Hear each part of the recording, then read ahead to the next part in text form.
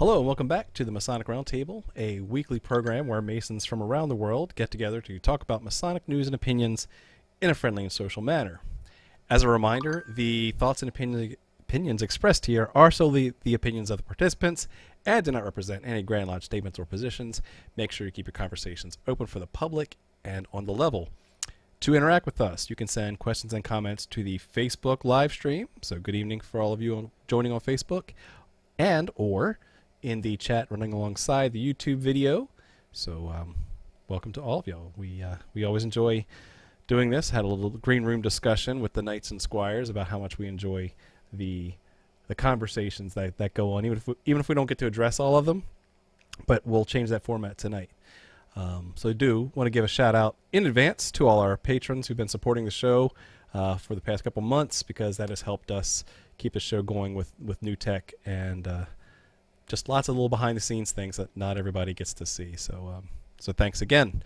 You know me, my name is John Ruark. I'm a past master of the Patriot Lodge number 1957 in Fairfax, Virginia. And we have 4 out of 5 tonight. Let's start with Jason Richards for his introduction. Hi, Jason. Hey everybody, my name's Jason Richards. I am the past master of Acacia Lodge, a past master of Acacia Lodge number 16 in Clifton, Virginia, and member of the Colonial Lodge number 1821 in Washington, D.C. Thank you, Jason. Next up, Mike. You're welcome, John. Thank you for the you're welcome. Hello, Mike Hambricht here, Junior Warden, Pro Tem at Lakeshore Lodge, number 307 in Madison, Ohio. Good evening, everyone. Good evening. And Juan, hi. Hello, good evening, everyone. Juan Sepulveda here from the Winding Stairs Freemasonry Podcast, and the host, and a brother from Orange Blossom Lodge, number 80 in sunny Kissimmee, Florida. Sweet. So Robert is currently out and about having fun at Grand Lodge Sessions, the grand annual communication of the Grand Lodge of Illinois. So he's should be getting a charter pretty soon. So that's going to be fun to hear him talk about his lodge that he's been doing under dispensation, meaning kind of on a trial period for a while, and now he's actually getting that lodge started. So good luck, guys. It's been a lot of hard work to get there. Okay, so tonight we're going to mix things up a bit in an homage and a tribute to all the patrons that have supported the show. We're going to start with the conversations based around what they want to see in regards to lodge education. So we've covered lodge education up, down, left, and right in this past 5.5 years, and yet it's still a subject that has a lot of emotion, has a lot of good ideas. And so this week we wanted to reach out and have commentary based off of comments, observations, thoughts, ideas, gripes, things that really grind their gears about Masonic education. So what we'll do tonight is just kind of have a flowing conversation, not in any particular order. We'll just start with the Knights, work through some of their thoughts, ideas, and questions, and we'll just discuss what our experience has been and maybe what we can do to add those in, make those better, or whatever. So without further ado, let's start with Knight Christopher, who asks, how would one go about starting your own Masonic con? So we talked about the con concept, the Masonic convention concept, how it's ballooned, and that's a good thing. How would one start one? And I'm going to go over to Jason because he's helped run one. Because we've done it. Exactly. 2. Yes. Because we did TMR Con in 2017. That is true. And then we did the Mid-Atlantic Esoteric Con back earlier this year. So, wow. How you go about starting your own Masonic Con? Get someone who is familiar with event planning, someone who's a brother who has a lot of drive. Get a core group together, maybe of 4 or 5 folks. You really only need a core group of 4 or 5 brethren to plan the event.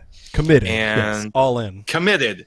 Committed, yes. Now, when it comes to actually running the event, you probably need upwards of 20.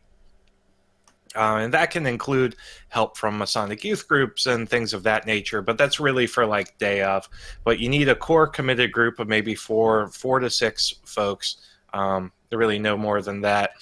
The first thing you need to do is figure out, what venues you have available to you, and how long you want it to go for, what kind of event, what theme. You could just have a general Masonicon. For Esotericon, we wanted to focus, of course, on deeply philosophical topics. And from there, you just start making lists. You make a list of potential venues. You make a list of potential speakers, topics. You can plan out a draft agenda. You, of course, want to do a pre-sale of tickets whenever possible, because those tickets then become your capital for reserving the venue, getting the food and the catering, getting the stuff we all get, or the swag, whether it be t-shirts or pins or firing glasses or things along those lines. We actually, when we did TMRCon in 2017, we took a very lean startup approach, which was we didn't really even have an agenda before we announced it and started selling tickets. And as we sold more tickets and got more cash flow in, we were able to expand out and offer more and more and more. And something you'll probably notice with these cons is, some of them might be upwards of, $80 to $100 a ticket, but by and large, folks who run these things don't make any money. I know with you're not in it to get rich. No, I know with Esotericon, we did everything we could to just break even. We didn't want to be over, and we certainly didn't want to be under. And so the idea is, as you buy or as you sell more tickets, then you can scale appropriately based on your cash flow. Right. And as long as you keep that in mind, you're not going to make money off of this event. There's too much to do. The costs are way too high if you want to feed everybody and actually give people a quality event. But I think everybody's in it for the education, and folks aren't in it for the money. Right. You won't get rich, but you'll be education rich. So. And I tell you what, there is nothing like sitting back after an amazing event with your brethren and just being like, hell, that was the best thing ever. We did it. One. Yeah, I definitely want to add something to that. If the people who are organizing the event have business experience, then it may be okay for them to try to hit that budget that you're talking about, not necessarily going over or under. That is, it's a unicorn you're chasing. Always shoot to make more than what you're intending to expend, because you will spend more than you anticipate in every scenario. So I would caution brothers to, don't hold back. Recognize there is value that you're providing just by organizing the event, and the participants of the event don't have to go home with an equal amount of value in items and meal, just considering the cost. You see, so the value is in the event itself, but don't shoot for breaking even. I have strong words against that personally, but keeping it kosher, shooting for breaking even is not wise. Yeah. Shoot higher. I agree. All right, let's move on to the next topic. This one might appeal to Hammy. Night Jim asks, what about Lodge history? Wouldn't that be a good set of topics? Read some really old minutes in Lodge, and related, but from the same Night Jim, what do you think about practical education? So, for instance, having a financial advisor come in and give a crash course on what should you be doing in your 20s and 30s and so on. So, Hammy, Lodge education or Lodge history, your lodge, of your specific lodge. Good idea, yes or no? Well, yes, lodge history in general, I think it's a great idea, but actually, the way I would put it is do the lodge research. Don't come in and also read the minutes from 150 years ago in lodge. I mean, you're already bored reading this last week's meetings minutes. Why do the same thing by boring your lodge by reading the 150-year-old ones?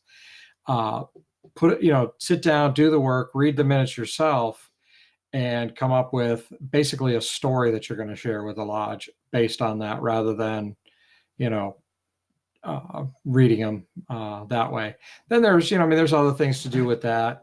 Find out, go back as far as your charter and your consecration and all of that, and find out, who was there, what Grand Master came to do your consecration ceremony. What was the lodge that, was it your first, your sponsor lodge, so forth. Go from there. How did that come about? Now for practical education, oh yes, in Ohio, we can give any kind of education as long as we can tie it back to Masonry in some way. Okay. Kind of proving that, it's, like the financial advisor is a great one, because there's ways you can tie that back to proving that you're making good men better, by teaching them something, but you've got to find a way to swing it right back around to Freemasonry, at least for that. But again, if you're not in the Grand Lodge of Ohio's ruling on that, though, that's if you're counting it towards like the Grand Master's education or specific for the, any of your education programs. But to also offer it one meeting, it wouldn't hurt to just bring it in and actually bring in something on, how to buy insurance, how to get a will done, things like that. These are all, they're practical and they're all good ideas, So I'm going to be contrarian. That would not entice me to go to lodge. I wouldn't consider that lodge education. It's great education. Mm-hmm. It's absolutely, invaluable. That, like, these are life skills that, you have talents of all your brothers. And there are people that have, specialties that could certainly help each other out. That's what we're all about as a fraternity. But that's outside of the lodge room, in my opinion. And that, it would not be a lodge education topic. It could be something fun that you do while you're having a pancake breakfast or something like that. But I wouldn't call that lodge education. So when we did the What Grinds My Gears episode, then one of my biggest ones was not having material related to the degree in which you are in. So if you're in Royal Arch, you should have education that's Royal Arch related, or if you're in Blue Lodge, you should have Blue Lodge related content. And while you can tie most things to the philosophical instructional frameworks that we have of Freemasonry, it'd be a stretch. And I don't know. I personally would want to see something a little bit more relevant than some of the practical things. Now, lodge history, the last thing I'll say on that is this is a great way to get involved the younger and older brethren, because if you know that one past master who's been around for 100 years and he knows where every screw in the lodge room is, that's the guy you want to give the lodge history presentation, because he will tell you every single detail and just light up the lodge with the passion of what he's seen change and how, brother so-and-so brought that altar here and he did that in 1957 and it was a great year. So that's a way to get the older generation involved with the passion of the dedication that they've given to the lodge.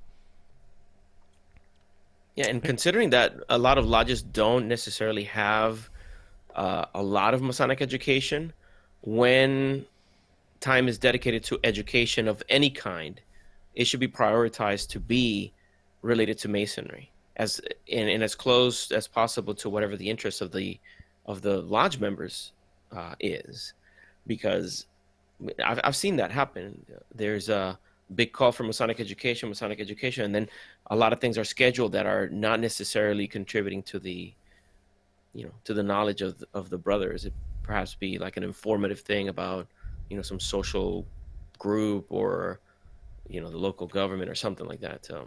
Mm-hmm. Okay, next topic. We have Knight Chad, who asks, what is the aversion of doing anything outside the four walls of the lodge? I have now belonged to 2 lodges and visit many of them regularly. No matter where I go, brothers refuse to leave the 4 walls of the lodge and do anything. I'm a millennial, and I have many people in my life that would make outstanding Masons, but literally have no idea what Freemasonry is. The first advice is, we'll go talk to the Worshipful Master. He says, I have pled with the Worshipful Master in the East to go and do things as a lodge outside and away from our lodge to bond and fellowship. But I'm hearing with mixed results. So not education per se, but it's certainly applying it. And I know Juan is big on applied Freemasonry. What would you do? What would you recommend to Knight Chad on getting more involvement outside the 4 walls of the lodge? Yeah, I would say if he is referring to spending time with Masons outside of lodge, is he specific about that, or is he talking more about? He's implying that millennials don't know what Masons are or do, and yet although he overcame that as a young 20-something millennial Mason, most of his friends don't know what Masonry is. And why? Because it's just secret in a lodge building somewhere. Yeah, I see. How do you get out in the community? Yeah, well, there are, if you think about outside of the Blue Lodge itself, I understand that the Blue Lodge doesn't necessarily organize a lot of things outside of the lodge, but you'll have the Scottish Rite organize some sort of like a flag ceremony night or something like that, or you'll have the shrine put together an event related to a golf tournament or something like that. Participating in those things does give the craft some exposure outside. Now, if you were to do so, like put together a group of brothers and go to a cigar bar, we do have a local venue here in Orlando that it's a great cigar bar, and I think every month there is an event, and it's not anything official. It's just a lot of brothers go and they sit down and they have the cigars, have conversations, and have some coffee, and many times they wear either a hat with the square and compasses, everyone's wearing their rings, a shirt, and it sparks conversations. So they get to, in a scenario like that, interact with people from the community who are not Masons. Now, with that in mind, it is important that if you are actually going out with brothers, that you remember to behave adequately. That's not a moment for you to be loud and obnoxious, or be imprudent. You try to keep things in a respectable manner, especially if you're somehow representing the craft with what you're wearing or what you're saying. I agree. Okay, next topic is Knight Lucas, who has a gripe, who says, my gripe is that it feels like lodge education is based around memorization of catechism and ritual work, not exploring the esoterics and the deeper meanings of said ritual work. My question is, if you are involved with a lodge that prides itself on ritual, how would you open the hearts and minds of the brothers to explore deeper subjects without ostracizing anyone? Great question. Easy. How do you do that, Jason? I mean, not at all. Yeah. You use the ritual as a starting point. So, case in point, I am the vice president, soon to be president of our area ritual school. And my goal is to insert more Masonic education into the ritual school to raise its value proposition. We have a problem with attendance, and that's because we have a ton of events going on, and the value proposition of going to an all-day like all weekend ritual school isn't as high as the value proposition of any of the other things that that these brethren could be doing, especially given that our area and our district is pretty good with their ritual. So what I want to do and what I'm planning to do is actually, after we have a degree emulation, or we go through one of the degrees, I want to then do a Masonic educational piece that focuses on an aspect of that degree and expounds on an aspect of that degree, whether it be part of the symbolism or part of the teachings within the specific degree, and so forth. So a great way to help your brethren dip their toes into Masonic education when they're focused on ritual is to do Masonic education that expounds on the ritual or expounds on an aspect of the ritual. And so that they'll start to psychologically kind of equate, what they love to do and what they're comfortable about doing with ritual to this new Masonic educational piece. You don't have to hit them with the Kabbalistic tree of life, at the first go around, but you can talk about certain the historical usage of preparation rooms and initiation rituals or things like that. Yeah, I'll add to that too.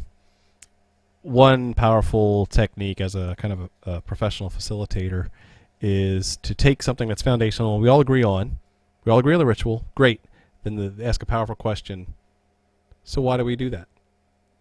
And just by asking why, people stop and think, I either don't know the answer to that or I do, and let me go into some further detail. And by, like you said, starting with the ritual, starting with the foundation, and then going deeper, it's easy to see the off-ramps. If you imagine the ritual is the main highway, you can take an off-ramp and explore what certain signs, symbols, words, phrases, meanings are out of any of those. And so by having the root node be the ritual, it shouldn't be that hard of a jump, and you should at least please the ritualist because they get to make sure that you're saying it word perfect. But also that you can build on that very quickly, and it's relatable. You're not jumping in and, like you said, going down mystical rabbit holes and all that. You're grounded in something that everyone's familiar with or should be, especially at a ritual school. Mm-hmm. Anything you want to add to that, Hammy? Yeah, what I was going to say is one thing to bear in mind when you're trying to pull it away from the ritual part is to bear in mind that your ritual is an important part of lodge education as it is. I mean, don't forget it. Don't make it suddenly disappear. And when you finally get everybody going on on esoterics and deeper meanings of the rituals and things like that, don't forget to encourage everyone to continue to learn the ritual, because that part, if you don't know your ritual, you're not making Masons, and if you're not making Masons, you're not really doing Freemasonry anymore. So just keep that in mind. Okay. The next question is probably my favorite question of the evening, where, let's see, Knight Stephen says, we talk about lodge education as if it should be during the meetings, but, we have all the older members and the grumpy past masters and all that. So what are y'all's thoughts on doing a Socrates Cafe on a non-meeting day? Could it lead to the youth, in quotes, getting their lodge education, and when they get into the officer line, they carry it over and change the lodge that way, right? So for those not familiar, a Socrates Cafe is a gathering of people who they try to exchange thoughtful ideas and experiences in a very casual environment and exchange ideas. And so the whole central theme is kind of building on the Socratic method and we learn more when we question others, and like I said earlier, just start asking, why do you think that? When you ask more why questions, you'll get exposed to new avenues that you may not have been solution locked before. So what do you think? Having Socrates, I always said Socrates, Wild Stallions rule, having a Socrates cafe as a way to kindle the flame of those who want it, but do it outside of the lodge and bring it in through a group effort later. Well, John, there's definitely a time and a place for it, and the Patriot Lodge actually set a pretty good precedent with an event like that. They have their Square and Compasses Club, where they just have a bunch of younger guys that meet together, and it can be Masons, non-Masons, doesn't matter, and you can meet together and talk about philosophy and introduce folks to Masonry that way. There's also the Masonic Theosophical Society, run out of Colorado, I believe, that is a similar vein for education related to Masonry for both Masons and non-Masons. But we're talking about, doing lodge education with Masons outside of the confines of the lodge room. One thing that limits is how much you can talk about, because you can't go full tiled if you're not necessarily in a tiled meeting. So that's one thing to be aware of. And the other thing to be aware of and be sensitive of is how busy your brethren are outside of lodge or with other Masonic events. Case in point, we have an education officer I knew who was really, really big into holding Masonic education on Saturday mornings. And he would give like 2-3 hour long presentations on Saturday mornings. And he always got so offended that nobody showed up. I'm like, okay. So you really have to know your audience. So if you can find an avenue or an outlet at a time where folks can come, that's convenient. It's not a lot of other things going on that, again, has that good value proposition, then I say go for it. But don't just try to throw something out there when everybody is already out with Masonry, 7 days a week, because we know that never happens whatsoever. It's a good idea. Just make sure you know your audience. Juan, Hammy, would you join Socrates Cafe? Yeah. Or there one in your area? Oh, definitely. I would definitely do that. The other thing I'd suggest, even along those lines, though, isn't necessarily, it doesn't have to be on a non-meeting day. And I don't mean have it in the lodge, but actually a lot of lodges meet for refreshment after anyway. Ooh, that's a good idea. So, and the other side to that is mentioning the older guys, the grumpy past masters. Some of them, just because they haven't been doing it doesn't mean they wouldn't enjoy this. It just means we haven't done it that way, and they're averse to change. But once they start seeing it, they may actually be much more in tune with the idea. A non-meeting day might actually discourage them from coming. It would be all the younger guys just showing up and doing it, where if you did it after the meeting, some of those old guys might hang around. Of course, on the flip side, they might all just go home. So, but then they have that option. Well, my answer is heck yeah. I would be a part of that. I don't know about the scheduling on a different day. I don't know. There's always something being scheduled, and people go to it. Is how many. That's something that I would be curious to see the dynamics of. Who's organized. Who is scheduling what, and how many people are attending. Like how is it promoted? Just to get a better idea. My experience has been that we will have a meeting.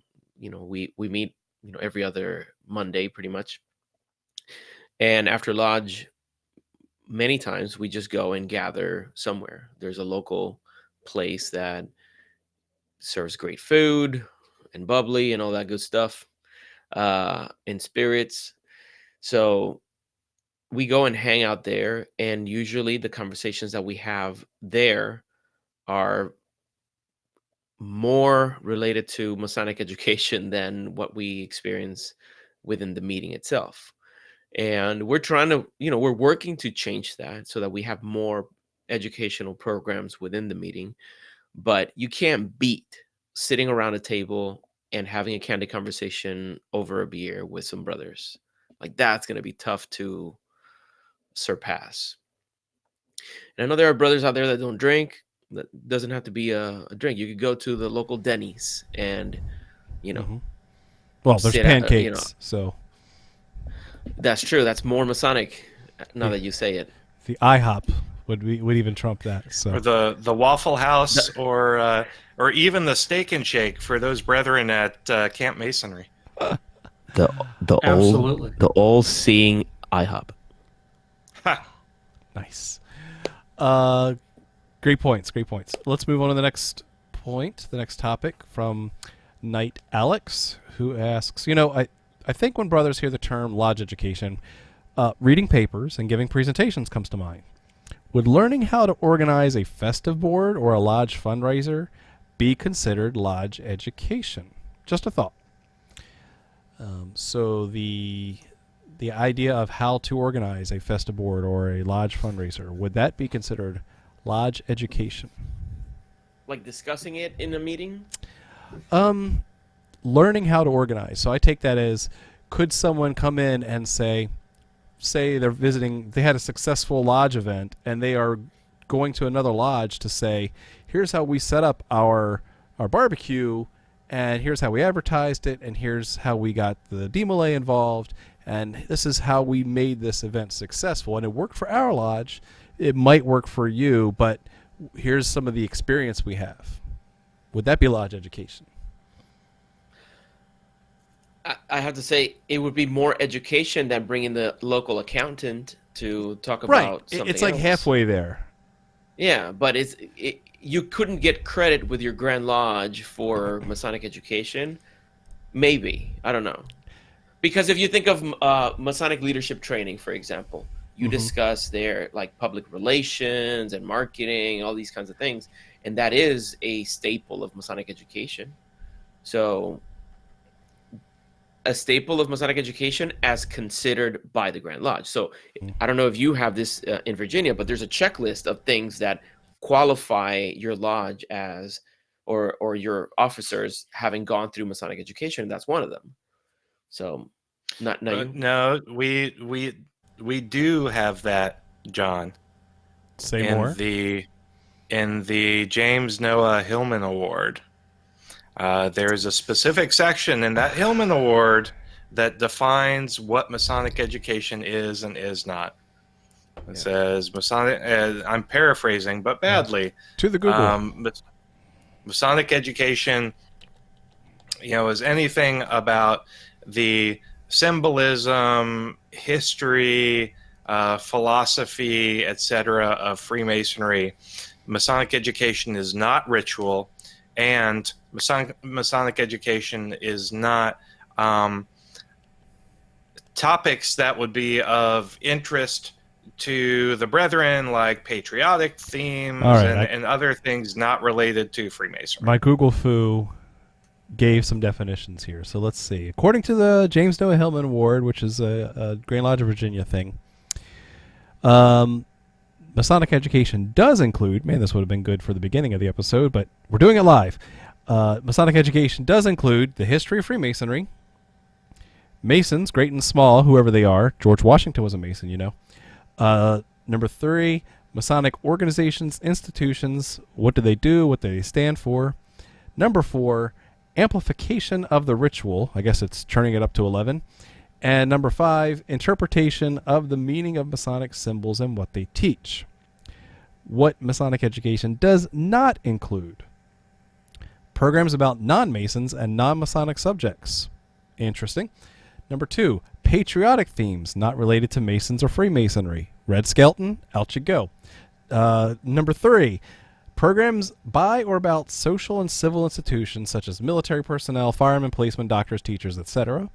And number 4, these and other like them are legitimate subjects for lodge programs, but not Masonic education programs for the purposes of the James Noah Hillman Memorial Award. See, I got most of it. I like it. What I'm still a little thrown back about how you just glossed over that whole George Washington part, that he was a Mason.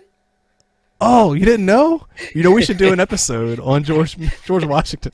You know, we should really. No, you're kidding. We should actually do one. Damned. Totally straight laced, and just roll with it. And that's gonna be like our best episode. Watch. I think so. Probably. And people that have missed the day show for a TMR 's while called and they out. come to that one.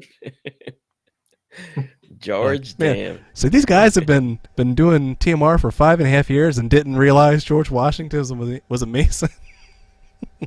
Bring Mark Tabbert on. Oh my gosh, we need to make it a 2-hour show. That would be a great idea, though. Someone capture this. Okay, so there we go. Yeah, so back to Knight Alex's question. Organizing a festive board or lodge fundraiser, it's a great lodge program, maybe not a lodge education, but certainly valuable to the operations of running a lodge. So, partial credit. Cool. Next question. Knight Kevin asks, how great is my hair? Knight Kevin being very vain, and yet a regular contributor to the show. Did not include a picture. We've seen better. It did not include a picture. But I'm guessing, and since a few of us know him personally, We've seen better. We've seen better. Okay, moving on to the Squires. The Squire Mike asks, says, I would love to see some of the lodge's history come out, just like we talked about earlier. I would like at least the bi-monthly stated meetings to have the minutes read from 100 to 150 years ago, just to hear some of the history of our lodge, to see if the traditions have passed on to the generation of brothers attending now, and I think there could be history and lessons learned, and make some possible entertainment for the night. Jason, do you want to talk about what your lodge education officer is doing at Acacia Lodge? Oh, sure. Yeah, our lodge education officer is Brother David Hill. We had him on the episode on Australian Freemasonry. Australian. I'm terrible with accents. Anyway, he's our lodge education officer. He's been our LEO since 2017, my year in the East, and he's done a fantastic job. So what he does is he creates, writes, procures a 3 to 5 minute piece on Masonic education for every single stated meeting. In addition to his duties as lodge education officer, David has also begun a digitization process for our lodge minutes. And one of the coolest things that he's done as lodge education officer, and this gets back to one of the questions we answered early on in the episode, is that David is, as he's digitizing all of these minutes, he's giving short presentations on what he's learned about our lodge during his historical conservation effort of our lodge records.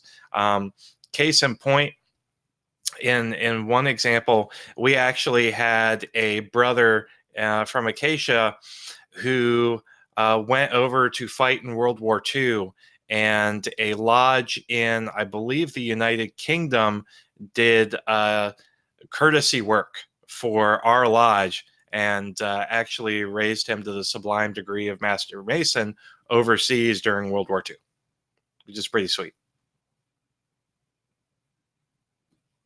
There you go. So there's something interesting, something about the lodge in particular, something historically based, and things that you wouldn't know unless you cracked open the lodge minutes and dug through that and really did some research. So yeah, that's a fascinating idea, and we've seen it work a little bit at Acacia Lodge. It is a labor of love because transcribing and reading those minutes from 100 years ago. It's not an easy task, but I think it's something that definitely makes the lodge members proud of their history. Okay, next up, Squire Daniel asks, "Hello, brothers. My name is Daniel. I am an entered apprentice, and being newish to Masonry, my question is this. How do I go about bringing this subject up to my more experienced brothers? I don't want to step out of bounds," right? He's just making the first steps in Masonry, wants more education, doesn't want to step on any toes. Hammy has some experience there. "The best experience I had was when several of us were working on a project for the lodge. During lunch, we just sat around the table and talked about anything that came to mind. It was great to hear from other brothers about their Masonic experiences. That was a great day." Hammy, what advice would you give this young entered apprentice on approaching the more experienced brothers in this endeavor? Yeah, just based on my own experience and not knowing the brothers in your lodge, of course, I would take it slow. Because Really? it's very easy. I mean, because you're excited, and it's great that you are, and you should be. But the downside can happen is that, like in my case, where you push what you really want from them that isn't there, and suddenly you are ostracized by, the virtue of the fact that how could you know anything? You haven't been a Mason for very long. It doesn't matter how much, how long you've been a Mason. You could be a Mason, not even one yet, and you might know more than some brothers in your lodge. The fact is that it's an interpretation from their side. The best way to do it is just take it slow with them. Say, do we have a lodge education? And honestly, since you're only an entered apprentice, the biggest thing to do is wait until you've actually gotten to sit in lodge and see what happens. That's the first piece. Second, once you've seen what happens in lodge, if you don't think there's enough, offer to do a program. Come up with something, and then go to the worshipful master and say, "Hey, I've got something I'd like to present in lodge one night," and tell them what it is and see how that goes. That's, and take it from there. That would be my take on it now. And honestly, because I didn't, that's really what I would suggest doing. So elaborate a little bit more on how would you do it differently? Because you said you didn't do it. You jumped all in, and you think you had some negative repercussions because of that? Oh, yeah, and I did. And my first lodge, because I am now on my third lodge in 3 years. So my first lodge did not want the education. I mean, I actually had a master at the lodge say to me one night when I had a 5-minute program, he said, "Can't keep the brothers here that late." And honestly, my thought was, what do you mean keep? But yeah, you're not holding them hostage. It's a voluntary organization. And aren't we all supposed to want to be there? Mm-hmm. But in any case, that lodge actually, to my knowledge, still does not have much lodge education, in the meeting. And they're happy with the way their lodge is, though. And I've moved on to a lodge where we're actually going forward with a lot of lodge education. I mean, we're actually planning to have half-hour educations at every meeting, unless it's going to be a really late degree. Other than that, we're going to be doing it. There's a quote made famous by Mark Fields, president at Ford, who said, "Culture eats strategy for breakfast." So if you come in with a strategy of bringing Masonic education to your lodge, but the lodge culture is not an education lodge and is more of a fraternal social lodge, culture is going to eat strategy for breakfast. Culture is going to trump the good ideas you may have, as long as if you really want to change that, you have to change the culture first, or focus on culture while you are getting to the goal that you're trying to shoot for. Right. Well, and really, honestly, just don't be a know-it-all like I was. With that in mind, just so that we don't leave it up in the air, how can you change culture? Great. And I'll let you answer if you want to, but I have something to contribute Please. regarding that. Change, the natural reaction to change is resistance for the majority of individuals.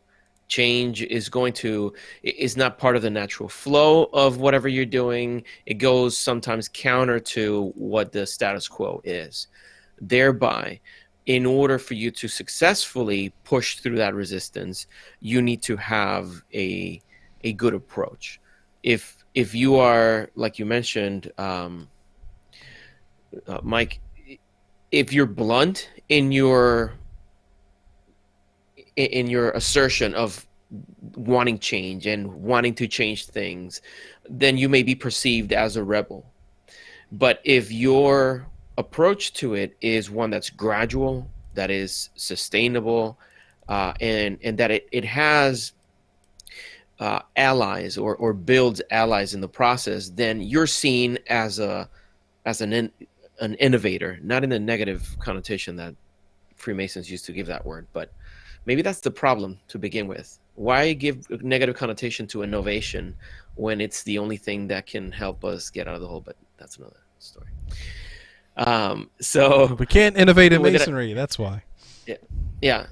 So what I'm saying is, if you want to see that change, it needs to be gradual. It needs to be strategic. It can't be aggressive. And I heard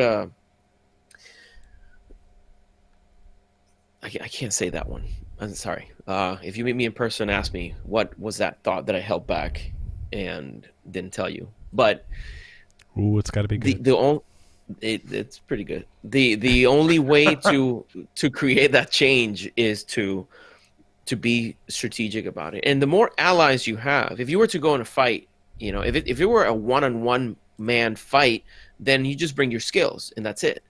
But if it's a group against a group, or if you go against the whole group, you're going to need to start converting some people, and not just because you want to, but so for this brother, it can't be just because he wants to change.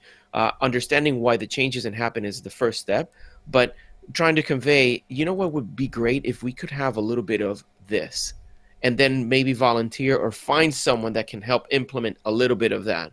And instead of making that the norm, you start gradually integrating it, making it more acceptable. It's like, oh, you know what? That's nice. Oh, and then when it doesn't happen, then people start missing it. Now it becomes the culture. And remember, the culture is only of the people who are there. So people who were part of your company in the past, who are not there anymore, they can't advocate for the culture. The only people that can adopt a cultural change and nurture it are the people who are part of the organization. So Those are the people you need on your side. So emphasize small, incremental, sustainable change. Some folks can, when I was going into the East, one of the things that I tried very hard not to do was just throw everything out and do it my way and make all of my changes, all Masonic education all the time. Now, I did put a lot of Masonic education into the Masonic Roundtable. Wow, it's late. I put a lot of Masonic education into my lodge when I was in the East. We did a big program during dinner, and then I worked with our LEO to do the really small programs during lodge itself. And having those really small programs was my way of trying to implement something that would cause a little bit of a culture shift and be sustainable. Because if you just go in during your year and just wipe the slate clean and do all these things, what's going to happen as soon as you get out? It's all going to go back. So, culture is built off of tradition. So you begin making small changes to your habits, and you build good habits, or good as a manner of speaking. Mm-hmm. And then once those habits have been put in place, they become traditions, And once those Yeah. traditions are in place, that becomes your culture. So I'm going to build on top of that because, as you know, I read a ton of business books and things. I really enjoy John Cotter's framework. So John Cotter wrote a book called Leading Change, and here's the basic framework, which emphasizes an order of what Juan and Jason have talked about. Number one, establish a sense of urgency. Why do we have to change this culture? What's the new change that we want? Number two, and you have to do that next, and these have to be in order. Create a guiding coalition. Make sure it's very clear that the Worshipful Master gives direction and says, this is my education team. We're going to be all in on this, so that it is very clear that it's not a rogue organization. It is authorized by the Worshipful Master. Number three, develop a change vision. Hey, we want to have a better experience. We want to have better programs. We want to have more academic programs. We want to introduce thought leaders from the university to come in. Whatever that vision is, make sure it's clear and compelling. Number four, communicate the vision for buy-in. Here's how we're going to set up these recurring events, and here's how we're going to gain traction. Number five, empower broad-based action. Hey, here's the goal. You too can come up with a Masonic program, and we'd love to bring you in. Number six, as Jason said, generate short-term wins. Get those easy wins under your belt. Do the first 3 or 4 or 5 programs, and so it becomes achievable. They are small wins, but they are important wins because it gains traction, and people realize the change isn't as bad as they thought it was going to be. Number 7, never let up. Keep going after you get those short-term wins, so that it now becomes the new culture. Oh, what's the way we've always done it? We've always had lodge programs, right? So that is the last thing that happens after you go through those 8 steps. I really find that to be a fascinating framework of how you can lead change by focusing on culture through a set of directed steps that focuses on change agents that are driven by clear authority to guide the new changes, the new behaviors that you want your organization to see. Sorry, I'm off my soapbox. I'm done nerding out on that, but it's definitely relevant to making those changes. Loved it. Awesome. We are getting awful close to the end of tonight's show. One thing I did want to highlight is for those who are going back and watching the replay on YouTube, you'll see a super chat war between Joe M and Simba on Fire, where Simba says Simba loves you more than Joe does, but yet Joe says that Simba hates Masonic education. To which Simba replied, Joe M hates green beans and where his ring, with dramatic pause, points in. But we're not going to get into a points in, points out debate. That's for the after George Washington show.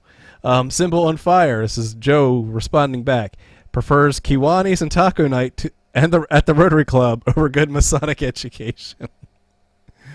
To which I believe Simba has hung his head and walked away in shame. So that was a fun. Come on, dialogue. it's tacos. It is tacos, though. Tacos, Can't Masonic say no to education. tacos. Why not both? This has been a great episode. Good conversations, all relevant to the topic of Masonic education. Let's go around for final thoughts, starting with Juan Sepulveda to finalize what good Masonic education looks like. I think a good Masonic education, in my opinion, is the one that when you go home after experiencing it, you really feel satisfied for having spent the time in the middle of it. Agreed. And yep, I really hope that all of you brothers get to experience that more and more often, and that you are part of that change if in case that you're not experiencing that right now. We had a lot of great questions. Obviously, we could not get to all of them, but the conversation continues. Thank you to all of you who have subscribed on YouTube. If you haven't done so yet, please do so. And if you have any questions that we didn't answer, or if you want to contribute to some of the questions that were posted, make sure you find the comment sections wherever you found this video, so that we can continue the conversation happening. And lastly, I want to say thank you to all the brothers who said yes to Masonic education in the form of the program that I have of Applied Freemasonry. I have a course called Strong Foundation that deals on precisely that, how to put to practice in real life the lessons of Masonry. And unfortunately, the window for subscribing to the program ended on the 1st. But if you send me a message, I'll include you in the list so that you can be a part of it when I open it up again. But I'm really excited, very proud of the shape this program has taken, and the response I'm getting from brothers is very positive. So I'm doing my little bit in Masonic education with the tools that I am diestro with, that I'm I don't know how to say diestro in English, with the tools that I am handy with. So I hope that you find it useful. So thank you, everyone. Proficient. Muchas gracias. And good evening, brothers. Awesome. Thank you very much. Let's go to Mike the intern. Over to you. So,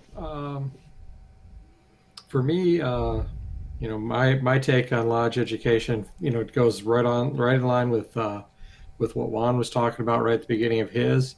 That satisfaction he was talking about when you go home and you felt that you were good. It was great that you were there that night. But honestly, I'll carry that one step further. If you have good enough or great enough lodge education in the lodge, and you carry that discussion on into the refreshment room, and then maybe even a bunch of you head down to the bar up the street and continue it, then that's even better. Honestly, obviously, if you're taking it out into public, and you're not sharing the secrets that way, but just have the conversation and just keep right on going. That's what I really think is a good way to look at it and see that you've got great lodge education.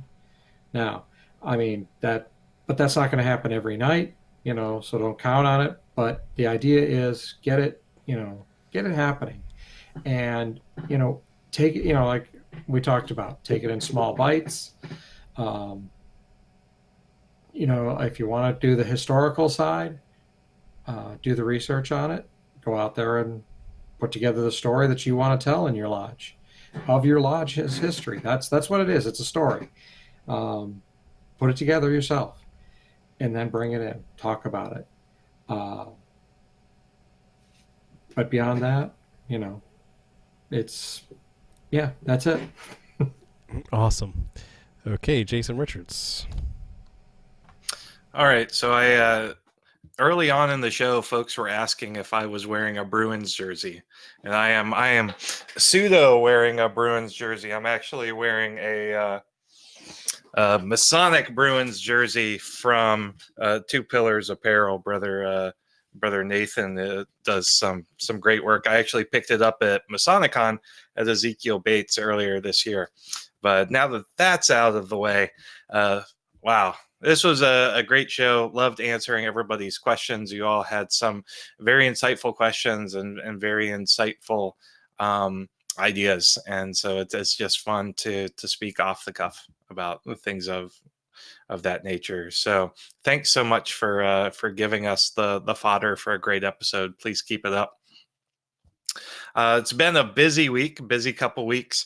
Earlier this week, my guest editor article, or my guest editor issue of the Fraternal Review dropped on Tuesday. And so you can go to theresearchlodge.com and pick up a digital copy of it. It's on Death, Immortality, and Freemasonry. Came out really, really well. If you're interested in hearing me read an article or two out of that, go and check out this past week's Whence Came You, episode 414. I did a guest episode for Robert, and that turned out great. And then for those of you on the interwebs and social media, keep an eye out on the Chicago Masonicon page, because there will be a video coming out next week, that next Tuesday, I believe, that may be of interest to some folks. So that is it for me, John. Back to you. Cool. All right. So over to me now. So what is the metric that I have of a measure of good success for Masonic education? And I think the best way to describe it is, if there is some piece of information that you learned that you can't wait to share with another brother who was not in attendance at that meeting, that's a good measure of something valuable that you want to pass on for the sake of knowledge, for the sake of learning, for the sake of sharing. And I think whatever that is, whatever that turns out to be, if you found that valuable and something that you want to pass on, education is great. Now do something with it, and whether that be share the knowledge, share the love, empower and build up other people. That's what it's all about. So I think that's a good way to approach the concept of lodge education. I think the questions and comments and insights from the Knights and Squires tonight have really provided a full spectrum of what that looks like and how it can be made better. So I want to thank all the patrons supporting that. So that's all I got for this week, and we look forward to seeing you next week. So thank you very much for watching, and keep searching for more lights.